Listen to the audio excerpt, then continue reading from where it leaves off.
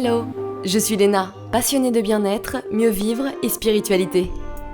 J'ai créé ce podcast pour faire connaître au plus grand nombre des méthodes alternatives pour aller mieux, que ce soit physiquement ou mentalement. Quel que soit votre problème, quelles que soient vos croyances, restons ouverts, restons curieux et testons. Bonjour à tous. Alors aujourd'hui, je vous propose en quelque sorte un épisode original, autant pour vous messieurs que pour vous mesdames, puisque l'on va parler de sexualité. Mais pas n'importe laquelle, suspense. Je reçois Rubina Luna, coach en sexualité holistique et masseuse tantrique. Son objectif principal est d'aider les femmes, mais aussi les hommes, à explorer la puissance de leur sexualité. Dans cet épisode, elle nous parle de son burn-out dans une agence de publicité qui l'a amenée à faire un tour du monde, de son expérience avec l'ayahuasca, une plante hallucinogène qui est utilisée depuis des millénaires par des tribus chamaniques d'Amazonie, puis de sa formation en tantra qui lui a permis d'explorer sa propre sexualité. On aborde également le sujet de la montée de Kundalini, qui est une énergie spirituelle hyper puissante, même s'il faut faire très attention avec. Enfin, on parle de la manière dont les Occidentaux perçoivent la sexualité, qui reste très superficielle, et comment on peut avoir des expériences et des orgasmes beaucoup plus puissants en apprenant à mieux se connaître grâce au massage tantrique et au massage yoni. Alors posez vos vibromasseurs et découvrez une sexualité très intéressante et spirituelle. Eh bien c'est parti. Coucou Rubina. Bonjour Léna. Alors aujourd'hui on va parler de massage tantrique et de massage yoni. Mais d'abord, est-ce que tu peux nous en dire un petit peu plus sur qui tu es ? Oui, alors je m'appelle Rubina donc. Je travaille avec les femmes, beaucoup autour de la thématique de la sexualité. Et je travaille à travers donc, le massage tantrique, effectivement, des ateliers et aussi du coaching en one-to-one. Alors la dernière fois qu'on s'est vus, c'était il y a à peu près 8 ans. On travaillait ensemble dans une agence de publicité sur plein de projets très stressants. Et alors, qu'est-ce qui s'est passé entre-temps ? Grand changement de vie. Raconte-nous un petit peu. Alors, donc du coup, il y a 5 ans, j'ai démissionné. Ouais. À peu près 5 ans, et je suis partie faire un tour du monde. Bon, jusque-là, c'est un grand classique. Beaucoup de gens font ça. Et beaucoup de choses se sont ouvertes. En fait, il y a plein de choses qui sont apparues dans ma vie que je n'avais pas du tout imaginées, anticipées. Enfin, pour moi, c'était vraiment partir, voyager et puis revenir un peu à ma vie. Dans l'agence de publicité, tu faisais quoi ? J'étais chef de pub dans une agence de pub. Donc, je m'occupais j'étais plus sur la partie gestion de projet, donc même pas la partie créative. Ouais. Rien à voir avec ce que je fais aujourd'hui. Qu'est-ce qui t'a donné envie de partir loin ? J'avais besoin de me retrouver, en fait, de connecter avec quelque chose, de reconnecter quand même, parce qu'en fait, je me suis rendu compte au fur et à mesure, pendant que je travaillais encore en agence, quand je faisais soit des retraites de méditation, soit je partais en vacances, quand je me revenais à moi-même, je connectais avec quelque chose qui était absent, en fait, de ma vie quotidienne. Et donc, du coup, j'avais envie de reconnecter à ça, en fait, de reconnecter avec moi-même. Et donc, c'est ça qui m'a un peu menée vers ce voyage, c'est l'envie de m'éloigner un peu de tout ce que je connais, parce que quand on est dans des environnements qui sont familiers, on est un peu conditionné en fait par tout ça. Cette routine.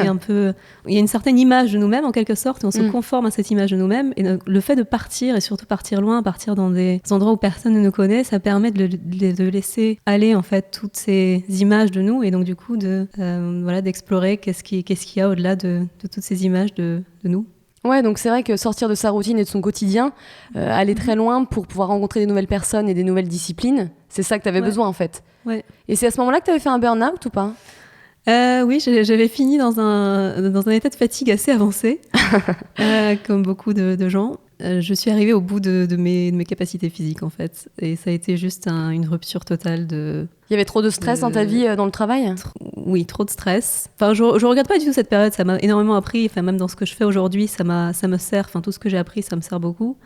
Et je pense qu'aujourd'hui, je ferai les choses différemment aussi. Peut-être qu'il y a aussi l'aspect où peut-être que j'aurais dû m'exprimer au fur et à mesure plutôt que de m'écrouler d'un coup. Je prends en fait les leçons de chaque expérience que j'ai eue dans ma vie et j'y retournerai pas dans ces conditions-là, du moins. Je regrette pas du tout cette expérience, je regrette pas cette période de ma vie et j'ai énormément appris de cette expérience-là aussi, en fait. Les symptômes du burn-out, c'était le stress, la fatigue, et tu t'es dit, en fait, là, il faut que je me protège, il faut que je change d'air, en fait. Il faut que j'aille ailleurs, que je fasse une pause d'1 an, quelque part, pour me faire du bien et pour me détendre, quoi, pour changer un peu du quotidien. C'est ça que tu avais besoin ? Oui, en fait, je trouve que quand on est dans ces rythmes-là, on se rend même plus compte qu'on est fatigué parce qu'on est tout le temps avec soldat, l'adrénaline, quoi, qui nous tient debout, et donc du coup on se rend pas compte qu'on est vraiment au bout de la capacité physique de notre corps. Et puis en plus de ça, dans mon cas, et je pense que c'est le cas pour beaucoup de gens, déjà qu'on est fatigué, déjà qu'on n'est pas forcément aligné avec ce qu'on est. Plus de ça, il y a tout un tas de mécanismes qui viennent masquer ce malaise. C'est-à-dire que pour moi c'était beaucoup l'alcool. C'est l'école sociale, quoi. Tu vois, c'est très après la journée, je vais aller boire je vais boire des coups avec des amis pour un peu masquer tout ce mal. Donc du coup, c'est un peu un flot continu de choses pour masquer ce qui se passe. Et là, je parle d'alcool, mais c'est aussi valable avec des choses comme du sport, en fait. Enfin, j'allais courir tous les matins à 7h du mat, mes 10 km chaque matin, parce que j'avais besoin de ça aussi. Donc il y a tout un tas de mécanismes pour masquer le mal-être, en quelque sorte, et pour... éviter de penser de se poser les bonnes questions pour avancer, en fait. Exactement. Donc il y a plein de choses qu'on met en place pour éviter de se poser la question de, en fait, est-ce que ma vie telle qu'elle est aujourd'hui, est-ce qu'elle fait sens? Est-ce que je me sens bien? Est-ce que je suis à ma place? Et je pense que, pour moi, ce dont je me suis rendu compte, c'est que simplement, j'étais pas à ma place là. Donc t'es partie. Alors qu'est-ce qui s'est passé? Est-ce que tu pensais déjà à une reconversion professionnelle ou là c'était juste te faire plaisir et changer d'air? Oui, je pensais déjà à changer d'environnement. J'avais pas vraiment d'idée en fait de ce que j'avais envie de faire. C'est-à-dire, je savais que je voulais du changement. Je savais que je voulais du changement en termes de rythme de vie, parce que le rythme de vie à l'agence de pub, il me convenait plus. J'avais besoin de plus de nature. J'avais besoin d'un rythme plus doux en fait. L'idée de ce voyage, quand je suis partie voyager, c'était aussi de chercher un peu des idées en quelque sorte, parce que je savais que je voulais du changement, mais j'avais pas une idée précise de je veux faire ça. Donc ça a été un peu dans cette démarche-là, et au début, ce vers quoi je voulais m'orienter, c'était plutôt vers de la cuisine végane en fait. Donc quand j'ai commencé à voyager, j'ai fait pas mal de cours de cuisine, sur place, en ligne, plein de choses. Et donc l'idée, au moment où je suis partie voyager, donc au fur et à mesure ça se développait dans cette direction-là, c'était au bout d'un an de revenir et de faire quelque chose de plutôt dans ce domaine-là de la restauration. Donc ça, c'était l'idée initiale. Mais en cours de chemin, il y a eu plein de choses, en fait. Raconte-nous. La première partie de mon voyage, c'était au Pérou. Donc j'ai commencé dans la jungle amazonienne. Ça commence bien. Oui. ça change de l'agence de pub. C'était un grand changement. Et avec des retraites de plantes, donc l'ayahuasca notamment. Ah, intéressant. En fait, et ça, cette étape-là, elle a changé énormément de choses. C'est-à-dire que j'avais déjà l'habitude de voyager avant, donc même quand je travaillais ou même quand je faisais des études, je partais toujours l'été 1 ou 2 mois pour voyager dans différents pays. Mais là, il y a eu c'est quelque chose à changer avec cette étape-là je peux parler d'ouverture spirituelle en fait. Jusque-là, je croyais pas en grand-chose en fait. Je croyais pas. J'étais assez terre à terre et très. Il n'y avait pas de. Tu vois, tu me parlais de Dieu. Oui, certes, c'est un concept, tu vois, mais c'est pas quelque chose de. Oui, t'allais pas à la messe tous les dimanches, quoi. Non, j'allais pas du tout à la messe tous les dimanches. Les souvenirs que j'ai de l'église avec ma grand-mère quand j'étais jeune, c'est pas très concluant. Ouais. Donc non, c'était pas. J'avais un grand rejet aussi vers la religion. Donc j'ai toujours en fait l'aspect religieux purement institution. Exactement. Mais ce qui est venu en fait, c'est l'expérience, c'est-à-dire l'expérience. Dans mon vécu, dans mes ressentis en fait, au-delà de cet aspect vie matérielle, vie physique, tout ce qui nous entoure, mais en fait, il y a autre chose. Et c'est par l'expérience, une fois que j'ai vécu ça, que j'ai compris qu'il y a plus, en fait, il y a beaucoup plus. Quand tu parles que tu as vécu ça, tu parles de l'ayahuasca. Pour ceux qui ne savent pas, en fait, c'est une plante amazonienne, non? C'est ça, c'est une plante amazonienne qui te permet en fait de faire des tripes spirituelles, quoi, comme un champignon hallucinogène. C'est ça le principe. Et généralement, il y a beaucoup de gens qui sont dans la spiritualité, qui passent par cette étape parce que ça peut t'ouvrir des portes. Il faut faire très attention avec ça, bien entendu. Il faut être toujours accompagné. Mais oui, raconte-nous un peu ton expérience. Alors, c'est venu aussi sur recommandation. Tout s'est enchaîné, en fait. C'est-à-dire que si je te prends mon chemin spirituel tel qu'il s'est déroulé, donc ça a commencé par... quand j'étais à Dubaï, je m'ennuyais à mourir, donc du coup, j'ai fait des cours de yoga qui étaient assez basiques. Après les cours de yoga, j'ai fait une retraite en yoga très basique aussi en Thaïlande quand je suis partie en vacances. Là, j'ai rencontré quelqu'un qui m'a parlé des retraites Vipassana, et donc du coup, j'ai fait une retraite Vipassana quand je travaillais encore en agence. Et c'est là que quelqu'un m'a parlé de cette retraite ayahuasca. Donc je me suis dit, bon, c'est un peu loin, tu vois, c'est au Pérou, peut-être un jour. Et au final, quand j'ai décidé de faire ce voyage, ça c'est un peu venu naturellement en fait. Et du coup, il y avait cette envie d'explorer, mais je savais pas du tout à quoi m'attendre. Et effectivement, ce que tu dis, c'est important de le faire dans des bonnes conditions, d'être bien accompagné par des gens qui ont beaucoup d'expérience, parce que c'est quelque chose qui est très profond en fait qu'on voyage. Dans tout ce qui est substance, dans le peu que j'ai essayé, l'ayahuasca c'est vraiment qui permet d'aller le plus profond, et du coup c'est hyper important d'être bien accompagné. Ça secoue quoi. Donc qu'est-ce qui s'est passé? En fait, j'ai compris qu'il y a plus que ce monde physique, en fait, qu'au-delà de la mort il y a quelque chose, que c'est pas le néant. Alors que jusque-là, pour moi, tout ce qui était qu'est-ce qui se passe après la mort, est-ce qu'il y a des vies, etc. Ça restait quand même très abstrait, et c'était plus du domaine de la croyance. Et en fait, là, j'ai vraiment compris de façon expérientielle dans mon être que, en fait, il y a quelque chose après, quoi. Ça s'arrête pas ici maintenant. J'ai compris que j'étais complètement libre de faire ce que j'avais envie de faire, mais vraiment complètement libre. Et du coup, ça a ouvert plein de choses, en fait. Ça a ouvert la liberté d'être qui tu es vraiment. Ouais, exactement. Et de plus, en fait, tout ce qu'on s'impose de je dois, en fait, il n'y a aucun je dois. C'est ton ego qui te l'impose. Ouais, enfin, on se l'impose nous-mêmes. En fait, toutes les limites qu'on a, on se les impose nous-mêmes. Il n'y a rien qui nous oblige à faire quoi que ce soit, en fait. Ouais. Donc c'était ton trip au Pérou. Et ensuite, qu'est-ce qui s'est passé alors pour ton chemin spirituel? Alors, qu'est-ce qui s'est passé après? Donc après cette première étape d'ouverture, il y a eu plus envie d'explorer donc, tout ce qui était yoga, tantra. Ouais. Donc je suis partie, donc après avoir passé 4 mois en Amérique du Sud, et c'était une envie d'aller un peu plus en profondeur sur ces aspects-là, donc yoga et tantra. J'ai fait différentes retraites, différents ateliers, différentes formations, plein de choses en fait, et ça a été une autre ouverture en fait. Dis-nous un petit peu ce que c'est le tantra. Mais toi, t'étais intéressée déjà par ça, ou ça t'est venu parce que t'as rencontré des gens qui t'ont conseillé de faire ça? J'étais pas, enfin c'est il y a quelques années, c'était pas du tout dans mon horizon en fait. Je savais pas, enfin tu vois, tantra, j'avais entendu le mot, j'avais aucune idée de ce que c'était, j'avais pas du tout exploré, j'avais pas du tout, je me suis pas aventurée de ce côté-là quoi. Et enfin là, pour moi, c'est venu plus du côté l'envie d'explorer la sexualité. Et donc c'est par ça que je suis entrée dans, enfin tu vois, le premier stage de tantra que j'ai fait, c'était quelque chose de très très orienté sexualité en fait, alors que le tantra c'est pas enfin la sexualité est juste une partie minime. Donc le tantra, juste quelques mots pour un peu appréhender le sujet. Parce que en fait, c'est très difficile de définir ce qu'est le tantra, parce que ça devient très à la mode dernièrement, c'est-à-dire que ça devient un peu le nouveau yoga, quoi. Ouais, puis on a aussi beaucoup de préjugés par rapport au tantra, pour le coup. Exactement. Tout ce qu'on peut trouver sous l'appellation tantra aujourd'hui en Occident, la plupart de ce qu'on trouve, c'est du néo-tantra en fait. Donc c'est des choses qui ont été inventées récemment, enfin dans les années 60, 70, mais ça n'a rien à voir avec ce qu'on trouve dans les textes originaux. En fait, le tantra à l'origine, c'est vraiment un chemin spirituel. Donc le but, comme de tout chemin spirituel, c'est d'atteindre l'éveil en fait. Et donc le tantra, c'est une voie complète qui permet ça. Et le tantra traditionnel, c'est une voie donc par rapport à d'autres chemins spirituels qui vont plutôt renier en quelque sorte le monde et dire que le monde est une illusion et il faut s'échapper de l'illusion et donc du coup il faut juste se consacrer. Tout ça nous empêche. Voilà. Donc tout ça nous empêche d'atteindre l'éveil. Alors que le tantra, au contraire, en fait, le tantra va incorporer tout ce qui peut faire partie de notre vie quotidienne, donc l'être physique, y compris la sexualité, y compris le plaisir, y compris tout le plaisir des sens. Ça, c'est des choses qui peuvent être utilisées dans notre chemin spirituel en fait. D'accord. Donc c'est ça qui fait la grosse différence entre la plupart des chemins spirituels qui existent aujourd'hui dans le monde et le tantra, c'est justement le fait d'incorporer en fait tout ce qui la vie en fait, tout ce qu'on fait dans la vie peut faire partie de notre chemin spirituel en fait. Plutôt que se consacrer qu'à la méditation et aux choses non matérielles, là ça prend en compte tout l'aspect matériel et l'être physique. Exactement. D'accord. Et du coup ça prend aussi en compte c'est un chemin aussi qui travaille beaucoup avec l'énergie, c'est-à-dire que notre énergie vitale, donc c'est un chemin qui va chercher à activer notre Kundalini. Alors que d'autres chemins, ils vont pas du tout travailler avec l'aspect énergie en fait. Donc Kundalini, c'est un éveil spirituel, pour ceux qui ne savent pas. Il y a du yoga Kundalini, des méditations Kundalini, c'est très important de se préparer aussi d'ailleurs.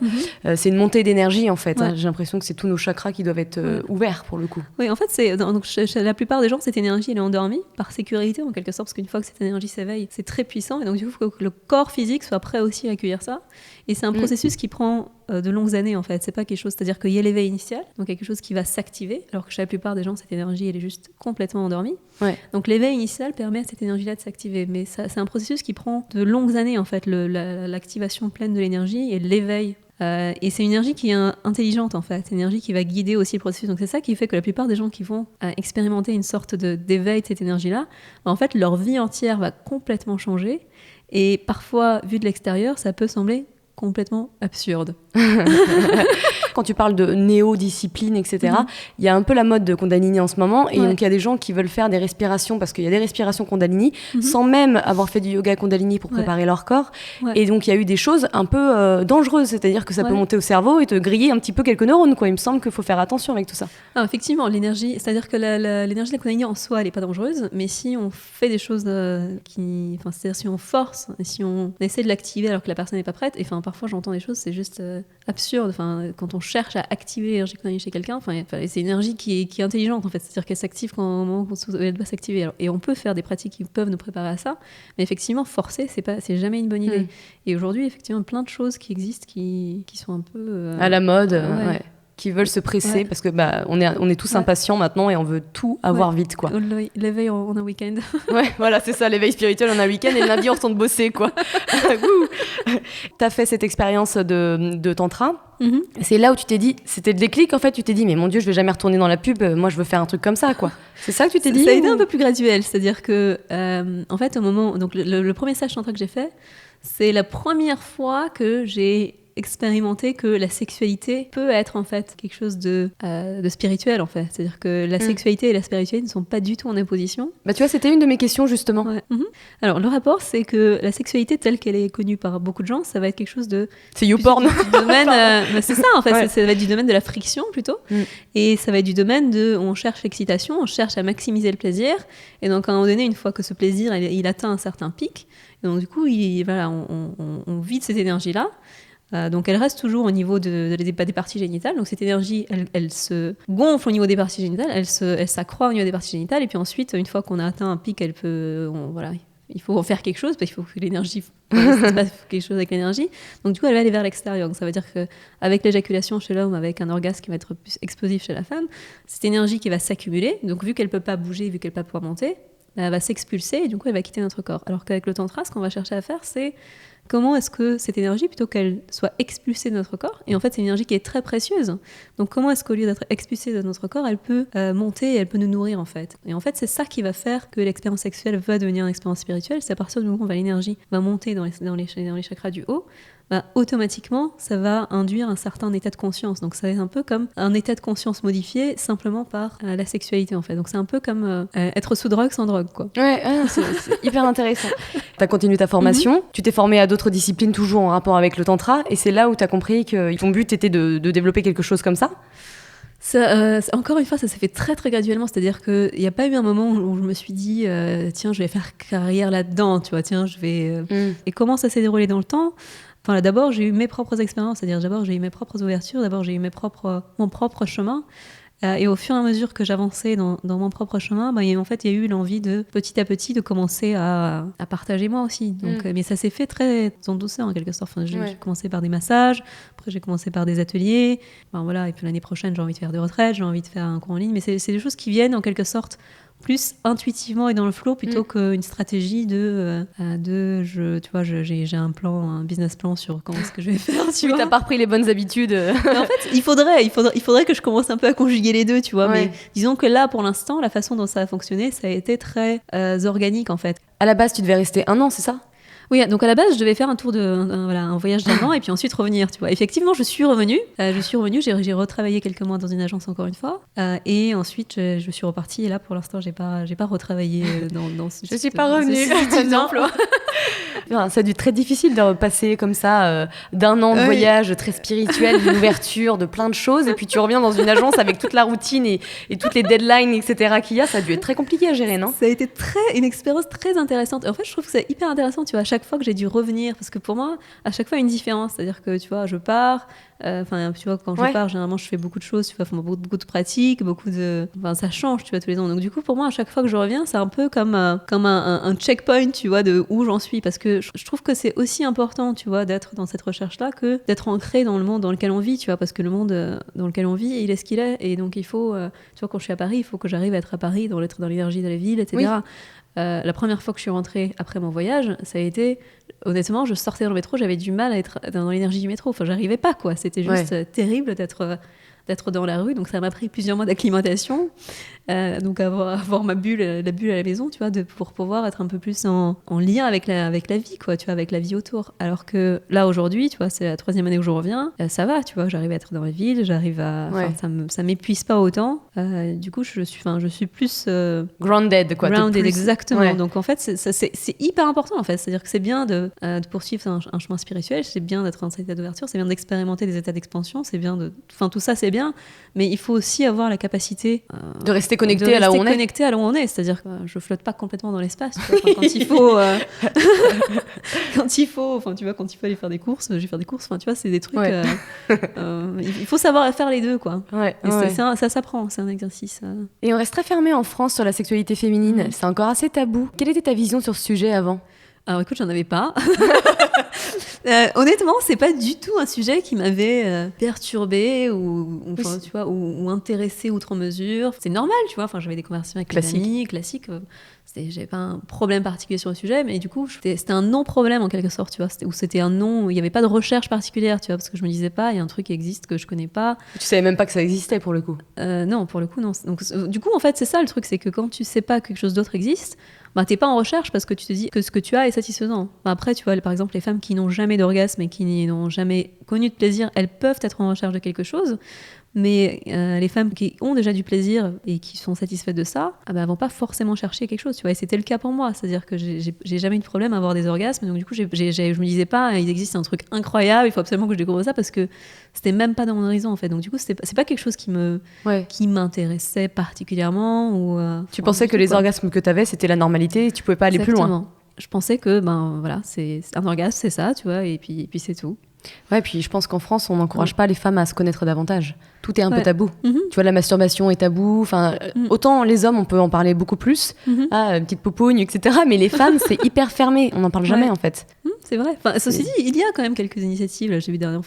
Mais c'est encore, c'est très, très orienté. Enfin, tu vois, le peu d'initiatives qu'il y a dans le domaine de la sexualité en France, c'est très orienté clitoris, en fait. Donc, ça y est, tu vois, on a découvert la structure du clitoris. Maintenant, on parle plus que de ça, quoi. Mais en fait, c'est pas le bout du chemin, tu vois. C'est bien, mais il y a plus, il y a beaucoup plus. Surtout quand on incorpore l'aspect énergétique. Quand on incorpore, tu vas développer la sensibilité à ressentir en interne.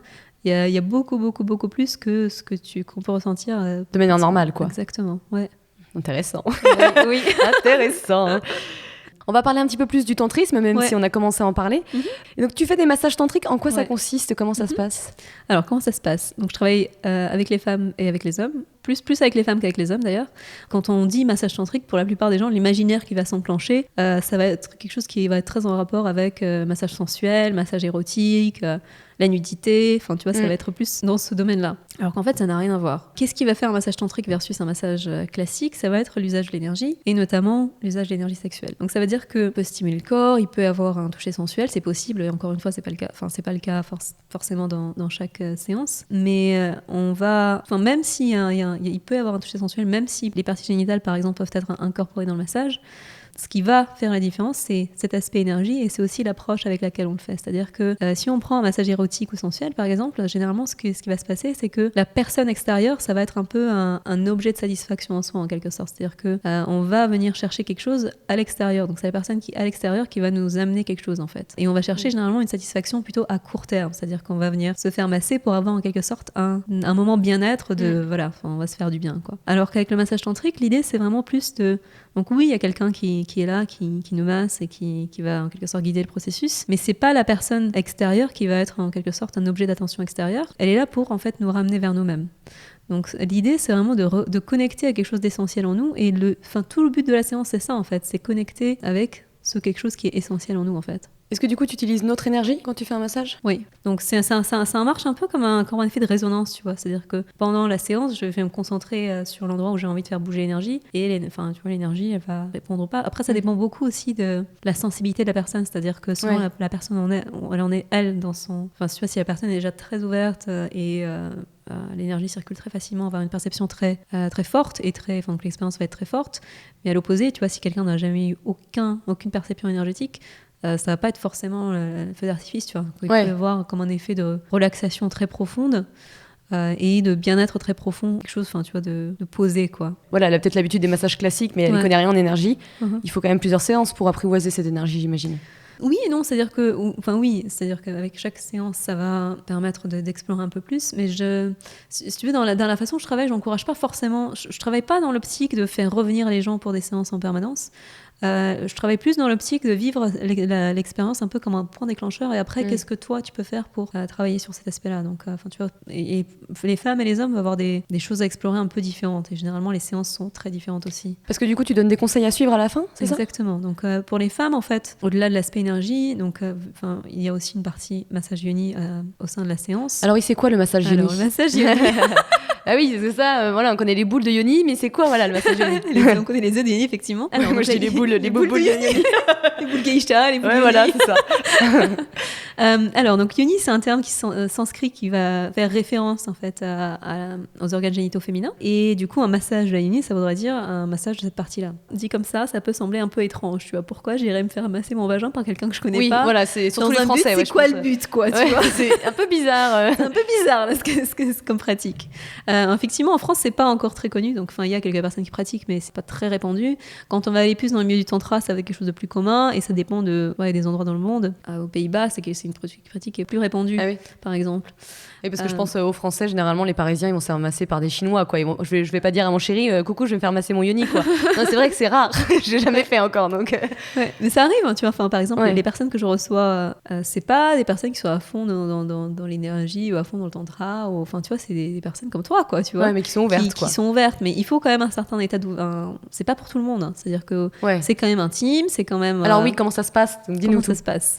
Alors du coup, comment se passe un massage yoni? Donc, disons que la séance, c'est vraiment c'est une expérience en fait. La séance en elle-même, c'est vraiment une expérience. Et donc, on va y aller par étapes, on va y aller graduellement. Donc, on commence toujours par des temps d'échange, de discussion, pour que la personne partage ce qu'il amène, qu'est-ce qu'elle vient chercher, quelle est sa curiosité, donc, tout ce qu'elle a envie d'amener dans la séance. Donc, il y a tout un temps de discussion qui est important en fait, parce que vu que c'est quelque chose qui est très intime et donc ça demande d'être en confiance, d'être à l'aise. Donc, c'est important de prendre le temps en fait pour ce type de séance. Ensuite, il y a le massage de tout le corps. Et donc, comme on disait tout à l'heure, donc le massage de tout le corps, c'est pas juste massage physique, c'est aussi il y a tout un aspect énergétique qui va aussi faire partie de la séance en fait. Donc il y a un massage de tout le corps avec plus aussi cet aspect énergétique. Est-ce qu'on est tout nu? Oui, on est tout nu, oui. Et ensuite, donc, j'utilise de l'huile aussi. En revanche, moi, je suis habillée. C'est pas moi qui suis un objet d'attention extérieure, c'est plus pour amener la personne envers elle-même. Donc, que ce soit avec les hommes ou avec les femmes, moi, je suis toujours habillée en séance. Il n'y a pas d'ambiguïté. Même si il arrive dans des séances qu'on travaille avec une énergie très sexuelle, en quelque sorte, très sensuelle et très orgasmique, ça n'a rien à voir en fait avec un échange amoureux, par exemple. C'est plus, moi, je suis là pour faciliter le processus de la personne, mais moi, j'en fais partie en quelque sorte. Je suis là pour faciliter. Et donc, pour revenir au massage yoni, il y a le massage sur le corps. Et avant de passer à la partie yoni, je vais toujours demander à la femme si elle se sent prête. Parce que c'est pas parce qu'elle est venue pour ce type de séance qu'elle est obligée de le faire. Et donc, du coup, est-ce qu'elle se sent suffisamment à l'aise? Est-ce qu'elle se sent suffisamment en confiance? Et si c'est le cas, donc on va continuer avec la partie externe. Et ensuite, avant de passer à la partie interne, je vais encore une fois poser la question de est-ce qu'elle se sent prête pour un massage qui est interne? Parce que c'est encore un degré d'intimité plus grand. Donc, c'est important d'avoir oui, c'est clair, parce que hormis les petits copains ou les petites copines, c'est quand même... Ouais, gynécologue. Gynécologue. Traumatisante du frottis, tout ça. Exactement. Non, c'est pas courant. Ouais, il faut être ouverte, il faut être prête. Donc, tu as raison de demander justement avant si encore, après toutes ces séances de massage, tu es prête à aller plus loin, quoi. Exactement. Et donc, du coup, à partir de ce moment-là, qu'est-ce qui se passe? Quel est ton but, toi? Donc, c'est pas du tout une séance de masturbation. C'est-à-dire que le plaisir peut faire partie de l'expérience. Et si c'est le cas, c'est tout à fait bienvenu. Mais disons qu'on ne recherche pas à reproduire l'état de plaisir que la femme connaît déjà par sa propre, soit par elle-même, soit avec son partenaire. Donc le but, c'est pas, par exemple, si la femme connaît un orgasme qui va venir plus par les stimulations externes du clitoris, par exemple, le but, c'est pas de refaire cette expérience. Donc voilà, en soi, c'est pas une masturbation.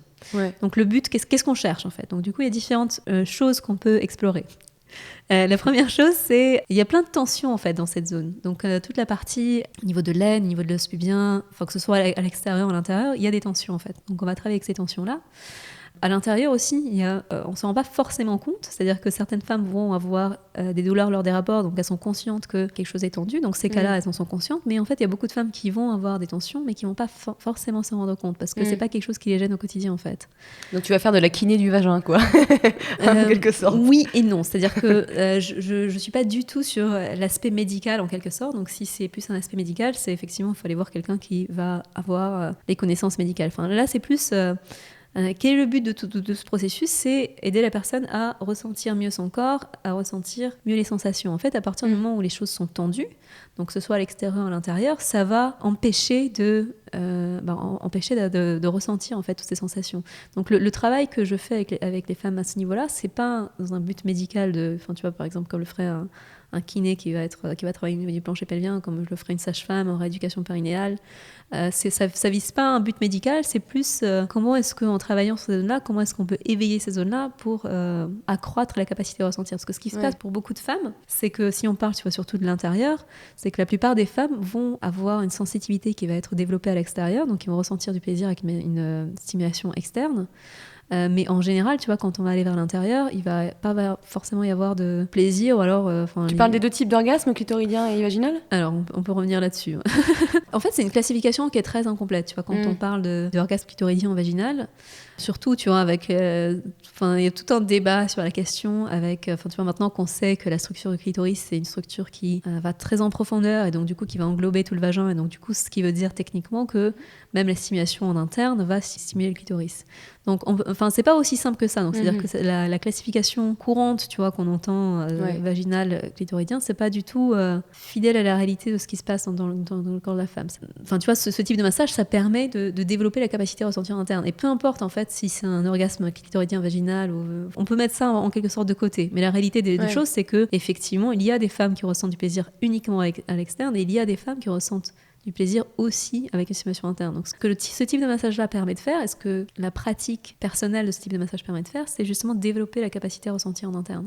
Tu vois, que ce soit le massage ionique, que ce soit les odionies, toutes ces pratiques, ce qu'elles visent à faire, c'est créer une plus grande connexion avec nous-mêmes, tu vois, parce que dans la plupart des cas, on est quand même très, très déconnecté de cette zone, tu vois, on est très déconnecté de qu'est-ce qui se passe. Oui, puis on a un peu honte aussi, je pense. Ouais, donc ça aussi, c'est un grand facteur, effectivement.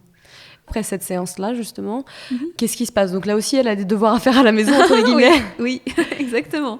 En fait, qu'est-ce qui se passe ? C'est-à-dire que, donc, comme je te disais, moi, mon but, c'est pas forcément de dire aux gens de revenir me voir pendant 5 séances. Si elles ont envie de revenir, c'est bienvenu, mais c'est pas quelque chose que j'encourage.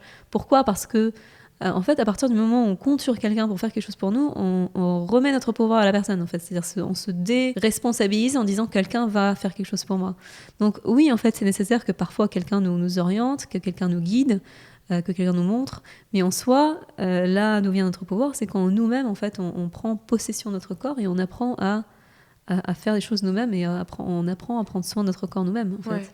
Et qu'est-ce qu'on peut attendre après un massage yoni ? Alors les bénéfices, ce qu'on cherche à faire, c'est développer cette capacité à ressentir, en fait. Et en fait, le massage yoni, directement, il permet de faire ça. C'est-à-dire que la pratique assidue ensuite par soi-même, ça permet en fait d'accroître la capacité à ressentir en interne. Et donc du coup, ça permet aussi d'augmenter en fait notre capacité orgasmique en quelque sorte. Une fois que tout est sensible, ça permet et quand je dis tout est sensible, c'est pas seulement au niveau du vagin, c'est pour ça qu'en fait, le massage, c'est pas juste concentré sur la partie yoni, pas seulement pour préparer et détendre, c'est aussi, en fait, comment est-ce que cette énergie peut circuler dans l'ensemble du corps. Et à partir du moment où le corps est détendu, qu'il n'y a pas de tension dans le corps, le vagin est détendu, il n'y a pas de tension dans le vagin, où on développe la capacité à ressentir, on développe la sensitivité, la capacité à percevoir des sensations plus fines, en fait, c'est ça qui va faire que ça va circuler, en fait. Tu vois, ça me fait penser aux préliminaires. Je trouve qu'il y en a de moins en moins dans nos générations. Comme tu dis, c'est friction directe, quoi. Et il en manque de plus en plus. Et les préliminaires, c'est du toucher, c'est de la douceur, c'est se préparer aussi au rapport sexuel.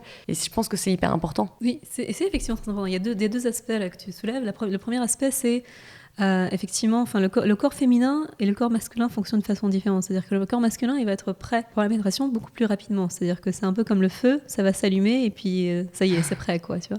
Alors que le corps féminin va avoir plus besoin de temps, en fait. Et évidemment, c'est des généralités. C'est-à-dire qu'il y a des femmes peut-être qui vont être prêtes en un quart de seconde. Ça arrive. C'est pas des choses rigides. Dans la plupart des cas, ce qui va se passer, c'est que effectivement, on va avoir besoin les femmes vont avoir besoin de plus de temps pour que le corps s'éveille, en fait, tu vois, pour que l'excitation ait le temps de se développer. Donc c'est en ça que, tu vois, quand on est dans un contexte à deux, ce temps des préliminaires peut être effectivement très, très important. J'en connais un qui va écouter le podcast avec attention. Je l'ai écouté 10 fois. Je suis prêt à la casserole. Il y a juste un deuxième aspect que j'ai développé par rapport à ce que tu viens de dire. Il y a aussi l'aspect, tu vois, explorer sans but. C'est-à-dire que, tu vois, quand la pénétration est un but et quand atteindre un orgasme est un but, du coup, tu vois, on est dans une recherche de quelque chose tout le temps. Sûr. Alors que si on laisse aller de cette idée de but, on laisse aller l'idée que peut-être que la pénétration va arriver, peut-être qu'il n'y aura pas de pénétration, peut-être qu'on va atteindre un orgasme, peut-être qu'on ne va pas atteindre d'orgasme, mais tu vois, quand on laisse aller tous ces trucs à atteindre, du coup, tu vois, pareil, si on revient au préliminaire, ça peut être ça, en fait. C'est-dire que ça peut être, pourquoi on appelle préliminaire, tu vois, ne serait-ce que le nom, Ça fait comme si c'est un peu un sous-truc, tu vois, Ouais, bien d'avant, sûr. tu vois, alors que le plat principal, il arrive après, Ouais. et les préliminaires, c'est un peu tu vois, l'entrée, quoi. Ouais. Alors que, en fait, si on laisse aller toutes ces idées, toutes ces conceptions-là, bah, ce qu'on appelle préliminaire, ça peut être le plat principal, en fait. Ouais. Et encore une fois, c'est-à-dire, c'est pas obligatoire, mais on peut jouer avec ça. Puis c'est apprendre à connaître cette zone, puisqu'effectivement, hormis la masturbation, Mhm. c'est pas comme si on s'amusait à la toucher. Je pense que Ouais. c'est...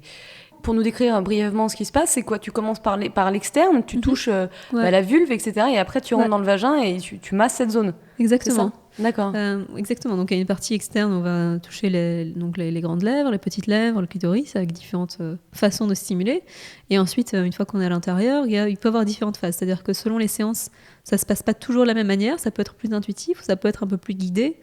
Ça peut être une partie où on va être vraiment plus couvrir un peu chaque zone et on va être plus en communication avec la femme qui reçoit pour porter son attention vers ce qui se passe. Donc, qu'est-ce qui se passe quand je suis ici? Qu'est-ce qui se passe quand je suis ici? Ah oui, Est-ce donc que tu c'est lui parles douloureux? pendant la séance, quoi. Donc, pendant le massage lui-même, il n'y a pas vraiment de communication, mais Ouais. quand on passe au massage uni, dans la plupart des cas, il y a effectivement une communication qui se rétablit. D'accord. Et on va effectivement échanger sur qu'est-ce qui se passe, quelles sont les sensations. Et elles finissent souvent en orgasme, les filles, ou pas? Ça arrive, mais pas souvent, je dirais. D'accord, parce que j'imagine Ouais. qu'elles doivent être gênées aussi. Ça arrive, effectivement, il y a de la gêne.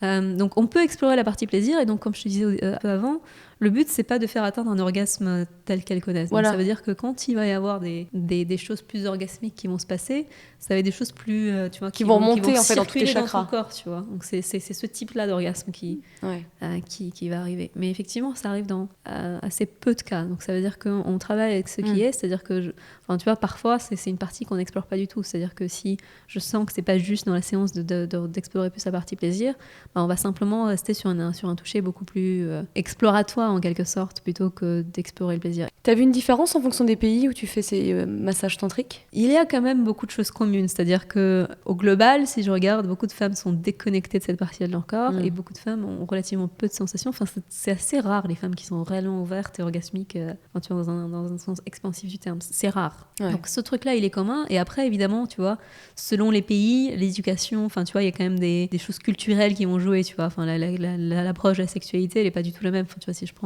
par exemple, moi je viens de Russie, et donc du coup j'ai un peu eu cette éducation-là à la base. Enfin, la sexualité, c'est un sujet qui est vraiment très très très très clos, quoi. Donc du coup ça va se répercuter forcément. Il y a des pays qui vont être plus ouverts. Tu vois, les Pays-Bas par exemple, les femmes sont beaucoup plus ouvertes. Enfin, et là je parle de généralité, évidemment, c'est pas le cas pour tout le monde, mais selon les pays, l'approche de la sexualité, elle est pas la même. Ouais. Est-ce que, alors c'est peut-être une question un petit peu étonnante, mais est-ce que tu as eu des personnes un peu déplacées, un peu pas malades mentales, mais ou nympho? Est-ce que tu as eu des mauvaises rencontres? Non. Non, généralement non, c'est pas vraiment... jusque-là. En fait, ce qui se passe, c'est que déjà, j'ai toujours une conversation avant les séances. Donc tu peux cerner si la personne a l'air un peu bizarre ou pas. Oui, j'ai jamais refusé de femmes, ceci dit. J'ai jamais eu de femmes bizarres. J'ai déjà refusé des hommes. Ouais. Parce que, en fait, on se reparle de cet imaginaire massage tantra. Donc, quand les hommes vont imaginer un massage tantra, ils vont imaginer quelque chose de plus érotique, en quelque sorte. Ce que je ne fais pas, en fait. Toi, tu stimules juste les zones, tu les caresses, quoi. C'est ça aussi. Pour les hommes, ça se passe comme ça, non? Alors, pour les hommes, comment ça se passe? C'est-à-dire que la partie corps, ça va être la même que pour les femmes. C'est-à-dire qu'on va travailler avec tout le corps et on va travailler avec l'énergie aussi. Et donc ensuite au niveau du massage, donc le mot sanskrit pour le pénis, ça va être le lingam. Donc pour le massage lingam, le but ça va être donc il n'y a pas d'éjaculation à la fin de la séance. Ça c'est le premier point. Et le deuxième point, c'est ce qu'on cherche à faire, c'est vu qu'il n'y a pas d'éjaculation, c'est qu'est-ce qu'on fait de cette énergie. Et donc du coup tout le but de la séance, c'est donc comment est-ce qu'on stimule cette énergie et comment est-ce qu'on la fait circuler dans tout le corps en fait. Donc ça va être ça l'exercice. Et donc ça va être ça que l'homme peut pouvoir retirer de la séance, c'est justement qu'est-ce que ça fait quand mon énergie, plutôt que d'être localisée et plutôt que d'aller vers l'extérieur, qu'est-ce que ça fait si elle va vers le haut en fait.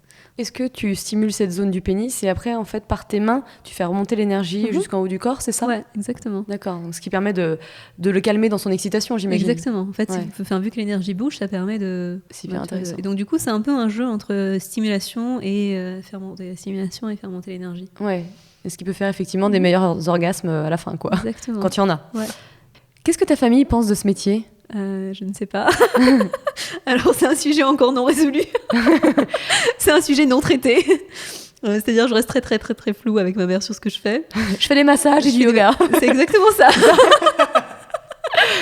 Et mon père pareil, c'est un sujet absolument non abordé. Qu'est-ce que tu conseillerais aux femmes françaises pour faire évoluer leur sexualité? De commencer ce processus d'être plus à l'écoute d'elles-mêmes en fait. de commencer à connecter au corps, de connecter à le ressenti, parce que c'est par ça que vient une sexualité plus profonde. C'est-à-dire que tant qu'on n'est pas en connexion avec nous-mêmes, tant qu'on n'est pas en connexion avec ce qu'il y a à l'intérieur de nous, du coup, la relation qu'on a avec l'autre dans la sexualité, elle ne peut être que très superficielle, en fait. C'est ça, en fait. C'est-à-dire toutes les... Tu vois, avant, il y a quelques années, toutes les rencontres Tinder, tout ça, tu vois, ça reste très à la surface. Et finalement, à la fin, ça nous laisse beaucoup plus vide que plein, parce que c'est pas quelque chose qui nous nourrit en profondeur. Donc même si il y a du plaisir de surface, même s'il y a de l'excitation, même s'il y a un orgasme, ça va être quelque chose de très superficiel, du coup. Donc comment est-ce qu'on va en profondeur ? Déjà, pour aller en profondeur avec quelqu'un d'autre, il faut déjà aller en profondeur avec soi-même. Donc ça revient à qu'est-ce que je suis prête à aller regarder à l'intérieur, en fait. Qu'est-ce qu'il y a à l'intérieur ? Enfin, déjà, c'est de savoir ce qu'il y a à l'intérieur. L'exploration de la sexualité, c'est un voyage beaucoup plus profond que ce qu'on pourrait penser. C'est-à-dire que c'est qu'est-ce qu'il y a à l'intérieur de moi ? Qu'est-ce que je peux ouvrir, en fait ? Et c'est dans cette rencontre-là que la beauté se passe, en fait, quand deux personnes se rencontrent dans ce qu'elles sont véritablement plutôt que de... Dans un but précis, orgasmique, quoi. Ouais. Est-ce que du coup, tu conseillerais aux femmes de toucher leur partie génitale d'une manière douce, sans forcément avoir de but, comme on en parlait tout à l'heure ? Même si elles connaissent pas le massage yoni. J'ai un cours en ligne gratuit qui est sur le massage yoni à pratiquer soi-même. Donc, c'est quelque chose que je leur conseille de regarder. Ah bah super, de toute façon, ouais, je noterai les coordonnées. Voilà, et donc du coup, ce que je conseillerais de faire, c'est toutes sortes d'activités qui peuvent les aider à connecter avec elles-mêmes déjà en général. Donc ça peut être de la danse, ça peut être du yoga, toute activité qui va les mener vers leur corps. Le sport aussi peut être un moyen, en fait. Et donc, si on concerne plus l'aspect sexuel, c'est comment est-ce que donc cet aspect de développer la sensibilité interne. Donc, effectivement, ça passe par du massage. Et donc, si on veut développer des choses plus profondes de façon orgasmique, c'est aussi sortir un peu des chemins inconnus. C'est-à-dire que si on a l'habitude d'atteindre un orgasme en 1 minute 30 avec un vibromasseur, qu'est-ce que je peux atteindre d'autre, en fait ? Parce qu'il y a beaucoup, beaucoup plus à découvrir que ça. Donc, au-delà des rayons de l'éventail que je connais, qu'est-ce qu'il y a d'autre, en fait ? Et pour connaître autre chose, il faut déjà s'éloigner un peu de ces chemins, quoi. Et du but classique qu'on avait. Ouais. C'est hyper intéressant de voir une sexualité différente, en fait, qui est authentique. Ouais. C'est exactement ça, c'est authentique. On va finir par un jeu de questions-réponses. Oui. L'idée, c'est de répondre rapidement à une petite série de questions. Ouais. Alors, si tu étais sur une île déserte avec un seul livre, lequel serait-il ? Alors, le livre de Shakti Malan, L'éveil de la femme à la sexualité tantrique. D'accord. En fait, c'est un livre avec plein de pratiques et Shakti Malan, c'est une des personnes qui a le plus marqué mon chemin. Malheureusement, elle est plus vivante aujourd'hui. Enfin, son livre, c'est vraiment une bible pour moi dans ces pratiques-là. Une habitude à prendre ? Se reposer. Ouais, mais c'est une base qu'on oublie beaucoup. Beaucoup. Et on finit après en burn-out comme Elena. Oui, c'est ça. Une habitude à supprimer ? Il y a plein d'habitudes que j'ai supprimées, tu vois. Je fumais comme un pompier, je buvais énormément. Donc il y a plein d'habitudes que j'ai supprimées. Tu bois encore un peu ou plus du tout ? Du tout. J'ai pas bu une goutte d'alcool depuis 4 ans et demi. Mon seul truc aujourd'hui, c'est plus le sucré, tu vois. Ça, tu peux pas être parfaite, Elena. Hein. On a trouvé ton vice. Complètement. Tu mets des gâteaux devant moi, je fonds. Un moyen de se relaxer rapidement ? Moi, c'est ma tasse de thé, quoi. Moi, ça me permet de... tu vois, ce matin, j'étais hyper à la bourre et j'ai pris quand même 10 minutes pour mon thé, quoi. Ouais, parce que c'est un moment pour te recentrer. Ouais, exactement. Pour moi, le thé, ça me fait vachement bien. Moi, j'ai pareil, je fais matcha latte le matin. Et c'est mon moment phare. Non, mais c'est vrai. Même si je suis super en retard, tu vois, je prends mes 10 minutes de thé, quoi. Le temps s'arrête pour un petit thé. Un moyen de se connaître mieux. Le unimassage. Of course. Évidemment. Est-ce que tu as un mantra au quotidien ? Oui, je dirais que c'est, tu vois, dans les moments de doute, dans les moments où je sais pas, de demander à être guidée, en fait. D'être guidée par quelque chose de plus haut, quoi. C'est demander d'être guidée dans ce que je fais. Parce que moi, je sais pas, en fait. Et donc, je suis l'intuition, tu vois, je suis. Donc, de demander d'être guidée de façon la plus juste possible. Ouais, tu suis le flow, quoi, en fait. Ouais. Et où est-ce que tu te vois dans 10 ans ? Alors, je sais pas, vu que tu viens de me dire ça, mais est-ce que tu vois... J'en ai aucune idée. Alors, la seule chose que je sais, c'est que j'ai envie d'être avec de la nature. J'ai envie dans un lieu aussi beau que chez toi. Merci. Oui, la nature, dans un lieu que j'aime, tu vois, dans un lieu qui m'inspire, dans un lieu où je me sens bien, avec un rythme de vie, tu vois, où à la fois je fais les choses que j'aime et à la fois j'ai le temps de prendre soin de moi et de me reposer. Ouais, parce que là, tu voyages beaucoup, quoi. T'es entre plusieurs pays. En fait, là, j'ai un rythme qui est très... Enfin, tu vois, ces 2 derniers mois, ça a été ultra plein. Et donc, du coup, c'est un peu plein... Enfin, tu vois, après, je prends le temps après d'avoir des moments de pause. Mais du coup, c'est très par à coup, tu vois. Du coup, si tu dois connaître ça comme... Vu ce que tu fais, mais... Tu vois, c'est très mode à fond, ou après, je me repose, tu vois. Je peux bien me reposer, mais ça va être... Enfin, tu vois, ces 2 derniers mois, ça a été non-stop. Ouais. Tu vas nous faire un burn-out à nouveau, fais attention. C'est spirituel, genre j'en peux plus des yoni là. Une dernière question, quel conseil te donnerais-tu à ton plus jeune toi, c'est-à-dire 10 ans auparavant par exemple? De m'écouter, c'est-à-dire que de me faire plus confiance, de faire plus confiance en intuition et surtout d'oser faire les choses. C'est-à-dire qu'il y a toujours et la peur, elle est toujours présente, tu vois, dans tout ce que je fais, tu vois, tout ce que j'ai fait ces dernières années, d'un point de vue rationnel, si tu regardes, tu te dis, mais faut pas faire ça, quoi, tu vois, faut pas faire ça. Et donc, du coup, le conseil que je me donnerais il y a quelques années, c'est oser et faire, en fait, et que les choses se déroulent, tu vois. Se lancer, en fait. Exactement. Ouais, je pense que la peur, justement, c'est une bonne énergie qu'il faut utiliser pour pouvoir passer à l'action. Ouais, c'est ça, hein. Ouais. Eh ben merci Elena, enfin Rubina. Et bon massage yoni à tous. À bientôt, merci. Merci.